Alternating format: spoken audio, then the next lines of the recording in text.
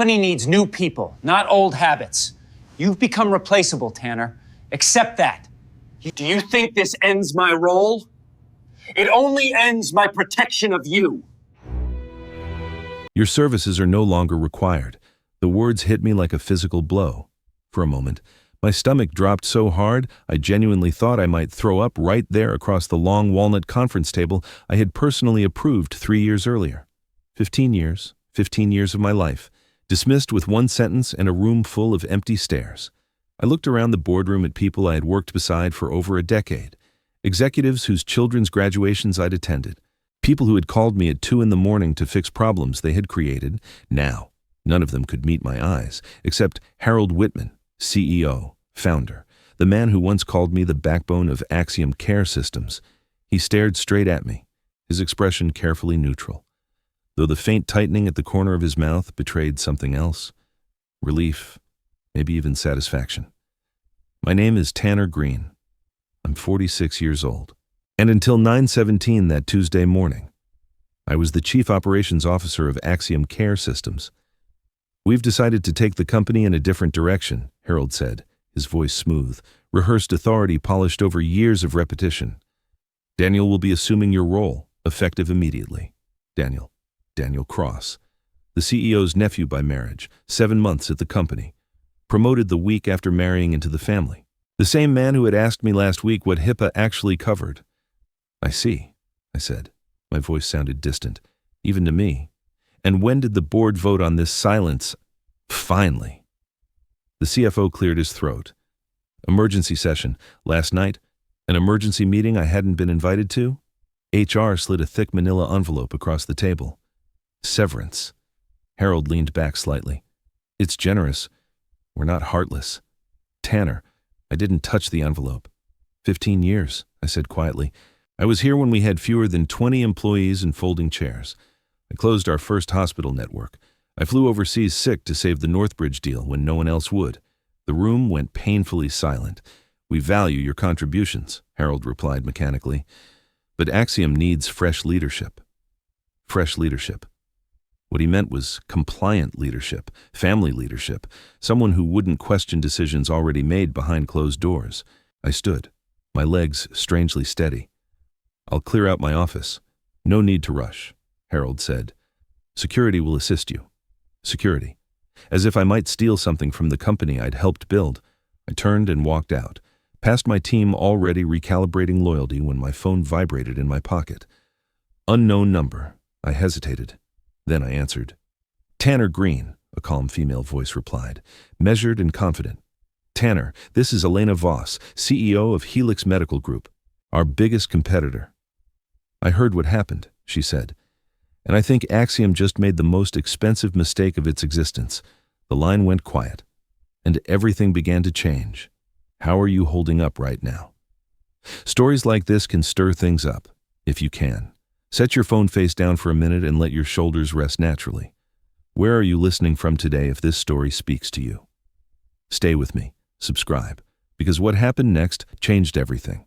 I didn't answer Elena Voss right away. I stood there in the hallway, phone pressed to my ear, while the glass walls around me reflected a version of myself I barely recognized. Calm on the surface, hollow underneath. Tanner, she said again, patiently. I don't usually call people on their termination day, but this felt time-sensitive. I'm listening, I replied. Good, she said, because what just happened to you is going to ripple through this company faster than they realize. Before I could ask what she meant, the line went dead. No goodbye, no explanation, just silence. I slid the phone into my pocket and continued toward my office. Word had already spread. Conversations stopped as I passed. Keyboards went quiet. A few people offered sympathetic half-smiles. Most avoided eye contact altogether. Loyalty recalibrates quickly in corporate hallways. My office door was still unlocked. For now, the space felt unfamiliar, like I was trespassing in my own life. The framed awards on the wall, the emergency blazer draped over a chair, the photo of the original Axiom team, 6 of us, standing in a converted warehouse, believing we were building something permanent. I pulled a cardboard box from the supply closet and began packing. 15 years reduced to a few objects, a nameplate, a pen I'd used to sign our first $1 million contract, a folded note from a hospital administrator thanking me for fixing a system failure that nearly shut them down. A knock at the door. It was Rachel, my executive assistant of 5 years. Her eyes were red, carefully controlled. They already asked me to support Daniel. She said quietly, I told them I needed time. Take the job, I said without hesitation. You've got student loans and a life to protect. She nodded, swallowing hard. They're saying you mishandled the Westlake acquisition, that costs were out of control. The narrative had already begun. We both know that's a lie. I said, Westlake is the most profitable acquisition in company history. She hesitated. He wants access to your files, contacts, notes. Of course he did. Tell him company policy requires a formal IT request. I replied, nothing informal. She gave a small, grateful nod and left. Minutes later, my phone buzzed again. A text this time from building security. Escort scheduled in 20 minutes. I stared at the message, then laughed softly. 15 years, and they wouldn't even let me walk out alone. As the initial shock faded, something else took its place. Not rage, not panic, clarity. They hadn't replaced me because I failed. They replaced me because I wouldn't bend. And somewhere, just beyond this building, someone already understood the value they'd thrown away. The elevator doors slid shut behind me with a soft, final sound. I stood alone inside, holding a cardboard box that felt far too light for 15 years of work. My reflection stared back from the brushed steel walls, composed, upright, unreadable. No one would have guessed that everything familiar had just been stripped away. When the doors opened in the lobby, the spring air rushed in through the revolving entrance. It hit me harder than I expected. I had walked through these doors thousands of times, always with somewhere to be, something urgent waiting. Now, I stepped outside with nowhere to go. My keycard had already been deactivated. The red light blinked once, final and impersonal. I crossed the street and sat in my car, resting the box on the passenger seat. For a moment, I did nothing. The city moved around me, traffic, footsteps, conversations completely indifferent to the fact that my entire professional identity had just collapsed. That's when it hit. Not anger, not grief, fear, not the dramatic kind, but the quiet, practical kind, the kind that asks uncomfortable questions. Who am I without this title? What happens when the company you built decides it doesn't need you anymore? I let myself feel it. All of it. The missed family gatherings, the weekends spent on conference calls, the relationships that faded because this quarter is critical. I had traded everything for stability only to learn how fragile it really was. My phone vibrated again. Another unknown number. I almost ignored it. I was done being polite. Done taking calls that would offer sympathy without substance. But something made me answer. Tanner Green. I said, It's Elena, the voice said calmly. I didn't hang up on you earlier. I just didn't want this conversation overheard. I closed my eyes. I figured. I said, Good. She replied, Because I'm going to be direct. Axiom didn't remove you despite your competence. They removed you because of it. That got my attention. They're finalizing a major acquisition, she continued. A flashy one, big numbers, tight timeline. You would have slowed it down, asked questions, flagged risks. I thought of the proposal I'd reviewed months earlier, the compliance gaps I'd warned about, the resistance I'd met. They needed someone who wouldn't. I said quietly. Yes, Elena replied. And Daniel won't. Silence settled between us, not awkward, but heavy with implication. I'd like to meet, she said finally. Today. Somewhere neutral. No contracts, no commitments, just a conversation. I looked back at the glass tower across the street. Axiom Care Systems, still humming, still convinced it had made the right decision, where I asked, the Langford Hotel. She replied, Tea Lounge, 1 hour. The call ended. I sat there for a long moment, engine off, watching people enter and exit the building that no longer belonged to me. Then I started the car. Because whatever I had lost that morning, one thing was becoming clear. This wasn't the end of my career. It was the moment the ground shifted. Observant viewers will notice something unusual here. What about you? The Langford Hotel felt deliberately removed from the glass and steel world I'd just been exiled from. Dark wood, muted light, conversations kept low, as if everyone understood that real decisions were made quietly. I arrived early, took a seat near the window, and ordered coffee I didn't intend to drink. Elena Voss arrived exactly on time. She didn't look like the caricature Axiom's executives like to mock in private meetings. No sharp gestures, no forced dominance, just controlled presence, the kind that didn't need to announce itself. "Tanner," she said, offering her hand. "Elena." She sat across from me, studied me for a brief moment, then nodded as if confirming something she'd already suspected. "They underestimated how quickly this would reach me," she said. "They underestimated a lot of things," I replied. A faint smile crossed her face. "You're known for stabilizing systems others barely understand. You don't build noise, you build foundations. That didn't stop them from replacing me." I said, "No," she agreed calmly. "But it explains why they had to." She folded her hands on the table. "Axiom is about to announce a large acquisition, publicly. It will look bold, internally. It's reckless." I said nothing. Let her continue. "You flagged the compliance risks months ago," she went on. "You insisted on slowing the timeline. You refused to sign off without remediation.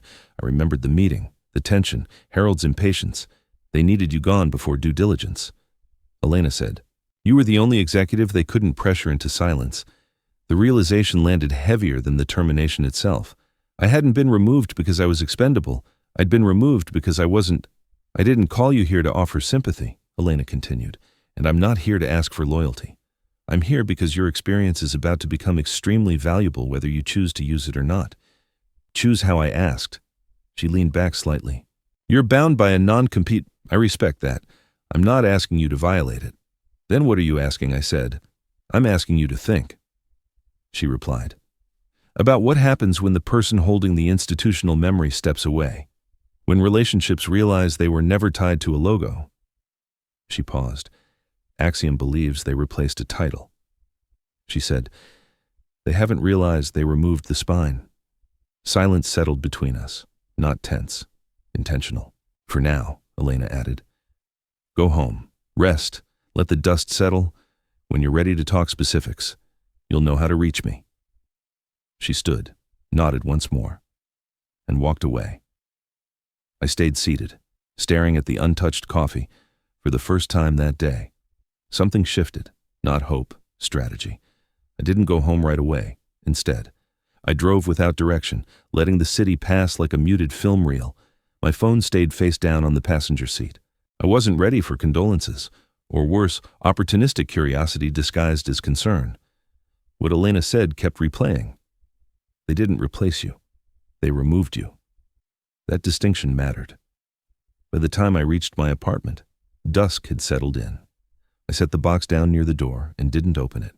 There would be time later to inventory a life I'd outgrown. I poured a glass of water and sat by the window, watching lights flicker on across the city. Somewhere in one of those buildings, Daniel Cross was probably settling into my chair, skimming my calendar, mistaking proximity for competence. My phone buzzed, a text from Marcus Hale, a regional hospital administrator I'd worked with for nearly a decade. "Heard the news. That doesn't make sense. Call me when you can." Then another from Dr. Lillian Park, head of operations at Northbridge. "Is it true you're leaving Axiom?" "We weren't consulted?" I didn't respond. Not yet. An hour later. The call started. Not frantic, not dramatic, just steady, concerned, unmistakably personal. These weren't reaching out to Axiom. They were reaching out to me. I began to understand what Elena meant. Titles transfer easily. Trust doesn't. The next morning, I woke earlier than usual. A habit 15 years had carved into me. For the first time in years, there was no calendar waiting, no crisis to triage, just silence, and beneath it, movement. I opened my laptop and reviewed my contract. Non-compete, non-solicitation, carefully worded, aggressively confident. Axiom had always believed it owned outcomes simply by owning paper. But there were gaps, narrow ones, intentional ones. By mid-morning, I received an email from Rachel. "Board meeting yesterday was rough. Daniel couldn't answer basic operational questions. They're asking for documents you managed." I closed the message without replying. I hadn't taken anything. I hadn't sabotaged a system. I had simply stopped being the connective tissue holding everything together. That afternoon, Elena emailed a single line. when you're ready. I can introduce you to people who already trust your judgment. No pressure, no urgency. I stared at the message, then at the skyline beyond my window. Axiom still stood tall, still confident, still unaware of the slow structural shift already underway. They believed removing me was an event. They didn't yet understand it was a process. And processes, once started, are very hard to stop. If you're really paying attention, you'll notice why this changes everything. Did you catch it by the third day? The silence from Axiom felt deliberate. No calls from Harold, no formal follow-up from HR. Just an automated email confirming my access credentials had been fully revoked, as if that were the final punctuation mark on 15 years. I expected anger. I expected panic. Instead, what I felt was distance. Distance gives you perspective. Late that morning, I met Marcus Hale for lunch. He'd said he needed to hear it directly, not through corporate rumors. We chose a quiet place near the river, somewhere neither of us would be rushed. They told us Daniel will be your replacement, Marcus said carefully once we sat down. He reached out yesterday, and I asked. Marcus exhaled. He asked for a status update on an issue you resolved last year, a closed issue. I nodded. Did he read the remediation report? There was a pause, Marcus admitted. Then he asked if we could send it again. I didn't smile. I didn't need to. What worries me, Marcus continued, is not that he's inexperienced. It's that he doesn't know what he doesn't know. That was always the most dangerous kind. After lunch, my phone buzzed again, this time from Dr. Lillian Park. They postponed our integration review, she said without preamble. Daniel wants to reassess priorities. Reassess. Corporate shorthand for uncertainty. They also asked whether the compliance checklist you built was still necessary. She added. I told them yes, firmly. I thanked her and ended the call. By mid-afternoon, the pattern was clear. Small things were slipping. Not catastrophes yet, but handoffs were slower, questions went unanswered, meetings were rescheduled, decisions deferred. I hadn't taken anything with me when I left Axiom, but I'd taken context. That evening, Elena called. They're starting to feel it. She said, not smug, observant, subtle hesitation, operational drag, clients asking clarifying questions. They're still confident. I replied, they always are at this stage. She said, organizations don't panic when a pillar is removed. They sway first. I watched the city lights flicker on as she spoke. I'm not interested in watching them fail. I said, I just won't hold them up anymore. That's all it ever takes, Elena replied. Gravity does the rest after the call. I stood by the window for a long time. Across the river, Axiom's tower glowed as brightly as ever from the outside. Nothing had changed inside. Though, I knew the truth. The systems were still running, but no one was listening to them anymore. And sooner or later, that silence would become very loud by the end of the week. The tone changed. It wasn't visible in press releases or investor emails. Axiom still projected certainty. Daniel's photo appeared on the internal site, smiling, confident, framed by language about continuity and forward momentum. But beneath that surface, something had shifted. Rachel called me late Friday afternoon. Not from her desk, she never did that unless things were serious. They're scrambling, she said quietly. Daniel canceled 3 standing meetings because he needed time to get up to speed. Those meetings exist so problems don't pile up. I replied, they're piling up. She said, she told me about an operations review that went nowhere because no one could explain why certain redundancies existed. About a vendor dispute that escalated because the historical reasoning behind a contract clause couldn't be found in writing, only remembered. Remembered by me. They asked if you'd documented everything, Rachel added. I didn't know how to answer. You answered correctly. I said, that night. An email landed in my inbox from Thomas Reed, Axiom's CFO. The subject line was cautious, quick question. He asked whether I might be available for a brief transition call. Purely informational. He wrote, nothing formal. I read the message twice, then closed it. They didn't want advice, they wanted insulation. The following morning, I met Elena at her office, not for strategy, not yet, just to talk. She listened more than she spoke, occasionally asking precise questions that revealed how closely she'd been tracking Axiom's internal rhythm. They're discovering something uncomfortable, she said finally. That competence doesn't transfer automatically. Neither does judgment. I replied. She nodded. And judgment is what prevents public mistakes. That afternoon, the first real sign appeared. A hospital network delayed a renewal announcement. Officially, they cited ongoing evaluation. Unofficially, they wanted reassurance, someone who could answer questions without deflecting. I knew that look. I'd seen it dozens of times. It wasn't anger. It was doubt. My phone rang again, another unknown number. Tanner, a familiar voice said, "It's Harold." I waited. "We may have moved too quickly," he continued. "Daniel's adjusting, but there are growing pains. Growing pains. 15 years of experience reduced to a phase. We're considering bringing you back in a limited advisory capacity," he added. "Short term, discreet, or..." I leaned back, staring at the ceiling. They didn't miss me. They missed the stability I provided. "I'm not available," I said calmly. Silence stretched. "This isn't personal," Harold said at last. "It never is," I replied. "Until it is." I ended the call and set the phone down. For the first time since the boardroom, I felt something close to certainty. They had crossed the point of no return. They just didn't know it yet. The Monday after Harold's call, the headlines stayed quiet. That was the most telling part. No announcements, no damage control, no reassuring statements to investors. Silence, stretched thin, pretending to be confidence. I spent the morning reviewing notes I'd kept for years, nothing proprietary, nothing that violated a contract, just personal observations, patterns, risks I'd flagged and been overruled on. Decisions made for optics rather than stability. At 10 o'clock a.m., Elena forwarded me a short message. They delayed the acquisition announcement. No explanation, no revised timeline. That deal had been Harold's crown jewel, the one he'd pushed through despite resistance, the one I'd warned him about repeatedly. Delays meant scrutiny, scrutiny meant exposure. By midday. My phone rang again. This time, it wasn't an unknown number. Tanner.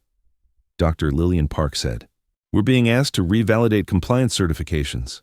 Again, that's unusual. I replied, "It's unprecedented," she said. "They can't explain why certain safeguards exist or whether they're still being monitored." I closed my eyes. Those safeguards weren't decorative. They were invisible when they worked, catastrophic when they didn't. They asked if we'd be open to external consultation, she added carefully. I paused before answering. "If your board requests it formally, I'm allowed to listen." She exhaled. "I thought you'd say that." That afternoon, Elena and I spoke again.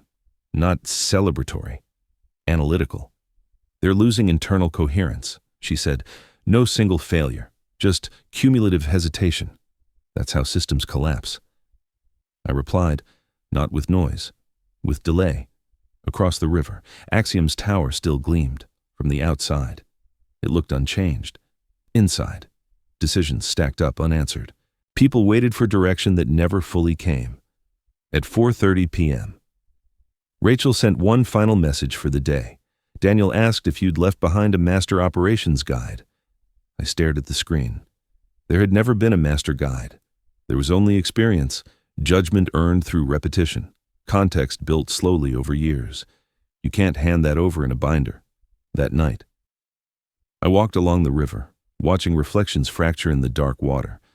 I felt no triumph, no vindication, only inevitability.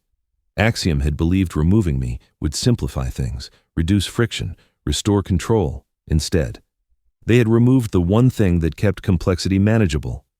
And now, with every unanswered question, every delayed decision, every quiet doubt spreading through their network, the weight of that silence was becoming impossible to ignore. They weren't falling yet, but they were drifting. And drift, left uncorrected, always ends the same way. The first public crack appeared on a Wednesday morning, not in the stock price, not in a headline, but in a memo quietly circulated, poorly worded, and sent too late.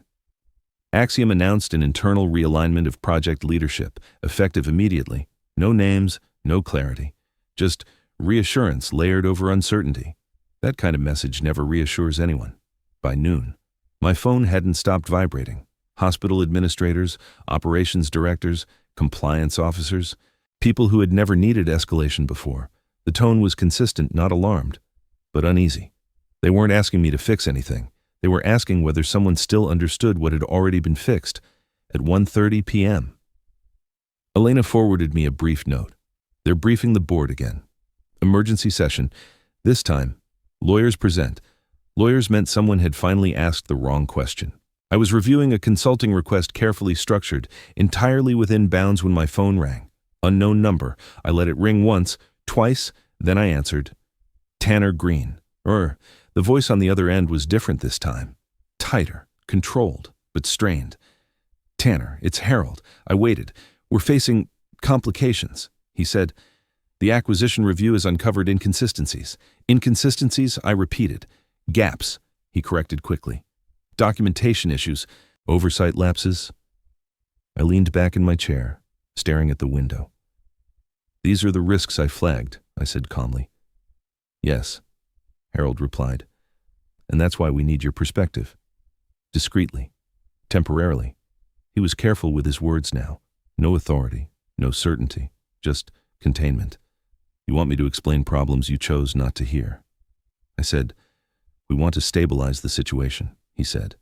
Before it escalates, I thought of the meetings I'd insisted on, the reports I'd written, the signatures I'd refused to give. It already has. I replied, a pause. Then what would it take to bring you back in? There it was, not regret, not apology, negotiation. I'm not coming back, I said. This isn't personal, Harold said, a familiar refrain.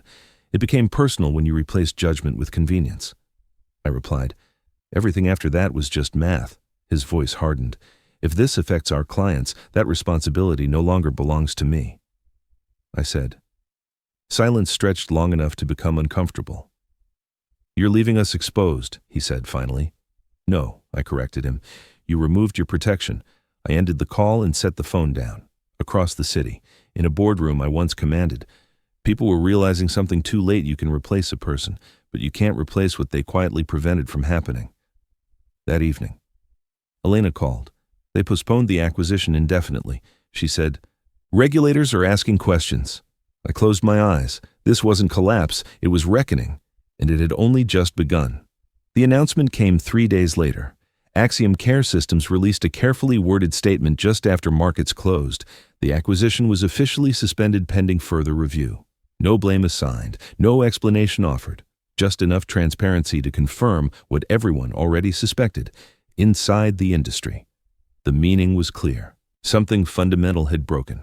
I read the statement once, then closed the browser. I felt no surge of victory, no satisfaction, only a quiet sense of finality. This wasn't about watching a company fail. It was about watching the consequences arrive exactly on schedule. Elena called that evening. They're reshuffling leadership. She said, Daniel is being moved to a strategic advisory role. No direct authority. I pictured him in meetings, nodding without context, offering confidence without substance. And Harold, I asked. She paused. The board asked for his resignation this morning. I exhaled slowly. Harold Whitman had built Axiom from nothing. He deserved credit for that. But somewhere along the way, he began confusing loyalty with control, legacy with entitlement. He stopped listening to the people who challenged him and surrounded himself with people who wouldn't. Those companies always collapse the same way, not loudly, quietly, over the next week. Consulting requests formalized, carefully structured, fully compliant. Hospitals wanted evaluations, boards wanted second opinions, regulators wanted clarity. I didn't chase any of it. I didn't have to. They came to me, not because I had inside information, but because I had memory. I knew why systems were built the way they were, why shortcuts were dangerous, why certain risks couldn't be explained away in a slide deck. Axiom, meanwhile, struggled to answer questions it no longer understood. Without context, every decision became harder. Every delay compounded the next. They hadn't lost talent, they'd lost continuity. One evening, as I worked late from my apartment, I received a final message from Rachel. They're bringing in an external crisis firm. Morale is low. People are leaving quietly. I typed a response, then deleted it. There was nothing left to say. Weeks later, I ran into Marcus Hale at a conference. He shook my hand, studied me for a moment. They're not angry, he said. They're confused. That's worse, I nodded. Confusion erodes trust faster than anger ever could. As for me, life adjusted, slowly, naturally, without urgency. I no longer measured days by emergencies. I no longer absorbed chaos so others could feel competent. I chose my work carefully, intentionally. What surprised me most wasn't how quickly Axiom unraveled. It was how light everything felt once I stopped holding it together. I'd spent years believing my value came from sacrifice, from being indispensable, from never saying no, from being the quiet solution no one had to acknowledge. I was wrong. Real value isn't proven by how much you endure. It's proven by what happens when you leave. Axiom believed replacing me would simplify their future. Instead, it revealed the truth they'd avoided for years. I hadn't worked for Axiom. Axiom had worked because of me. And once I stepped away, the story told itself, silently, inevitably, exactly as it always does, when I look back on everything that happened. The lesson feels simple, but it took years to learn. Your value isn't measured by how much you endure in silence, but by the stability that disappears when you step away. As you listen to this story, how did it make you feel? Was there a moment or detail that stayed with you longer than the rest? I'd really like to know where you're listening from today. If this story resonated with you, feel free to leave a comment, like, or share it with someone who might need it. And if you want to hear more stories like this, I'd be glad to have you subscribe and stay with me.